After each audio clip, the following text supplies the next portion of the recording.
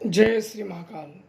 अनेकों साधनाएं होती हैं, कुछ जल्दी फलीभूत होती हैं, कुछ में समय लगता है। और जो मैंने साधनाएं आप लोगों को बताई है वो बहुत ही जल्दी अपना प्रभाव दिखाती है और सिद्ध होने के बाद वो शक्ति कहीं भी काम करती है। किसी भी स्थान पे भेज दो, अच्छे से अच्छे जगह पे और बुरे से बुरे जगह पे, वो हर कामों में सहायता करती है। शत्रुओं से पूर्ण सुरक्षा प्रदान करती है। मैं बात करता हूँ मसान की, जिसकी मंत्र और विधान आप सबको दिए गए और कुछ लोगों ने पूछा है कि उनको हम प्रयोग कहाँ कहाँ करें, क्या क्या मसान काम कर सकता है। क्योंकि इस प्रकार की जानकारियाँ सभी को नहीं होती। जो साधक नए रहते हैं और जो इन साधनाओं को करना चाहते हैं तो उनको पूरी पर्याप्त जानकारी नहीं होती। उनके अनेकों मन में शंकाएं रहती है, अनेकों मन में प्रश्न घूमते रहते हैं कि ये कैसे है, वो कैसे है, कैसे किया जाए, क्या काम करेंगे, कितना समय लगेगा सिद्ध होने में। अनेकों उनके मन में विचार आते हैं, अनेकों प्रश्न घूमते हैं। तो आप लोगों को मैं बता दूं कि वो बहुत ही जल्दी सिद्ध होने वाली साधनाएं हैं और एक बार सिद्ध हो जाने के बाद वो आपको पूरी तरीके से आज्ञाकारी होता है। किसी भी बड़ी से बड़ी प्रेत बाधा को वो बहुत ही आसानी से दूर कर सकता है और कहीं की भी जानकारी भी लाके दे देता है आपको। किसी के बारे में अगर आपको सिद्ध हो गया तो जितनी उसकी शक्ति और सामर्थ्य रहेगा, आपको सिद्ध हो गया, आप मान लीजिए आपको सिद्ध हो गया, आपको उसके संकेत या बातें करने लगा या आपके मन में विचार डालने लगा या मन में आपके बातें करने लगा, क्योंकि उसका शरीर नहीं होता। जो शक्तियाँ होती हैं वो शरीरधारी नहीं होती हैं, तो वो ज़्यादातर आपके आत्माओं के साथ जुड़ती हैं, मन के साथ जुड़ती हैं शुरुआती स्टेज में। तो जब वो आपको बताती हैं, जब आपको सिद्ध हो जाएंगे तो आप नेत्र बंद करें या खुले ही नेत्रों में आपको उतनी काबिलियत आ जाए कि आप खुले नेत्रों में उसका ध्यान कर सको। ये होता है प्रैक्टिकल से। खुले नेत्रों से तुरंत किसी के बारे में कुछ भी बता देना वो प्रैक्टिकल होता है। जब थोड़ा समय बीत जाता है धीरे धीरे तो आप हर तरीके से उस शक्तियों को इस्तेमाल करना जान जाते हो। पूरा तो नहीं, काफ़ी हद तक आप उन शक्तियों को इस्तेमाल करना जान जाते हो।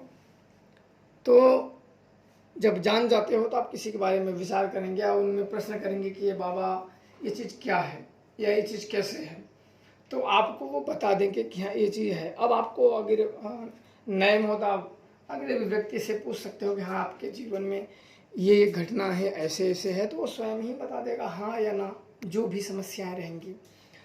तो इस प्रकार से, इस प्रकार की साधनाओं से किया जाता है। किसी को संतान न होना, गड़ंत किसी को लग जाना, प्रेत लग जाना, थानी पकड़ लेना, रास्ते का पकड़ लेना, किसी को खिला देना, शक्तियाँ बंधन रोक देना, या शक्तियों के पेट में कुछ प्रेतों को भर देना। कुछ ऐसे होते हैं कि शक्तियों के पेट में भी शक्तियों को भरा जाता है। कुछ ऐसी क्रियाएं होती हैं। किसी भी बड़ी से बड़ी शक्तियाँ हों तो उनके पेट में बिल्कुल बड़ी देवित्व शक्तियाँ नहीं, उसके जो नीचे रहती हैं उनके पेटों में भरा जा सकता है और उनकी शक्तियों को हीन किया जा सकता है। क्योंकि जब वो सिद्ध होती हैं तो पूरा शक्तियों के साथ नहीं सिद्ध होती हैं। जैसा साधक का जप बल बढ़ता जाता है वैसा शक्तियाँ अपने शक्तियों का विस्तार करती जाती है और उसके जीवन में मदद करती जाती हैं। तो इसलिए साधक को उतना सक्षम होना पड़ता है। और ये मसान ऐसा है कि हर अच्छी से अच्छी और बुरी से बुरी जगह पे बहुत ही आसानी से जा सकता है और हर प्रकार के कार्यों को सिद्ध कर सकता है। मंत्र मैंने पिछली वीडियो में मैंने बता दिया है। तो कुछ लोगों का साधना करने समय या कुछ प्रश्न थे, उसी का उत्तर मैंने आप लोगों को दिया है कि इसमें थोड़ा भी संशय ना करें। सुरक्षा मंत्रों का अवश्य जाप करें। सुरक्षा मंत्र इसलिए ज़रूरी होता है कि जिसको सिद्ध कर रहे हैं वो शक्तियाँ तो आपको क्षति नहीं पहुंचाएंगी, पर हर स्थान पे वहाँ इर्द गिर्द कोई प्रेत आत्माएं, कोई पिशाच आत्माएं, भूत आत्माएं या कोई अन्य दुष्ट आत्माएं निवास करती हैं। मानो इसे 100 जन 100 गांव में कर रहे हो, 100 जन अगर 100 गांव में कर रहे हो अलग अलग स्थानों पे, तो वो स्थानों पर मंत्र तो एक ही शक्ति का आवाहन है, पर वहाँ जो इर्द गिर्द निवास करती हैं शक्तियाँ, भूत पिशाच, जो सदैव ये तत्पर रहती हैं कि इंसानों कुछ गलती करें और हम उसे पकड़ लें, वो शक्तियाँ अधिकतर नुकसान पहुंचाती हैं। कभी कभी तो ऐसा देखा गया है कि ये शक्तियाँ देवताओं का नाम लेके पुजवा लेती हैं, जो भूत प्रेत। तो इसलिए सुरक्षा मंत्र इसीलिए अति आवश्यक होता है कि जो दुष्ट शक्तियाँ हैं वो आपके पूजाओं में, साधनाओं में, पूजा सामग्रियों में कोई व्यवधान उत्पन्न बिल्कुल ना करें और आपकी पूजा निर्विघ्न उस देवता को प्राप्त हो, जाकि फल प्राप्त हो जाए। ज़्यादातर अधिकांश जो असफलता का कारण होते हैं वो वही होते हैं कि इर्द गिर्द की जो शक्तियाँ होती हैं, कुछ अगर उसमें गलतियाँ की जाएँ, कुछ कमियाँ की जाएँ, तो इर्द गिर्द की शक्तियाँ भोग को स्वीकार कर लेती हैं और पूजित शक्तियाँ, जिसे हम पूज रहे हैं, पूजित शक्तियाँ उस भोग को स्वीकार नहीं करते हैं, इसलिए हम साधनाओं में अधिकांश असफल हो जाते हैं।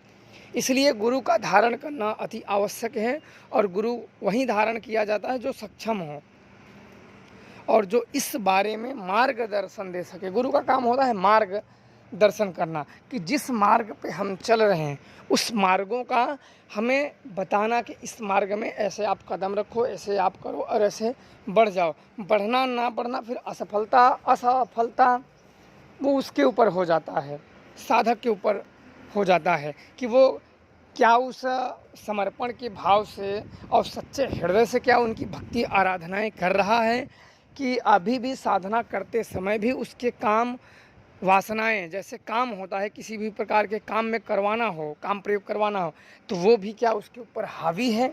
अगर वो हावी होता है तो अधिकांश व्यक्तियों का ध्यान शक्तियों के बीच और साधनाओं के प्रति केंद्रित नहीं होता है और उनकी असफलता का सबसे बड़ा कारण हो जाता है।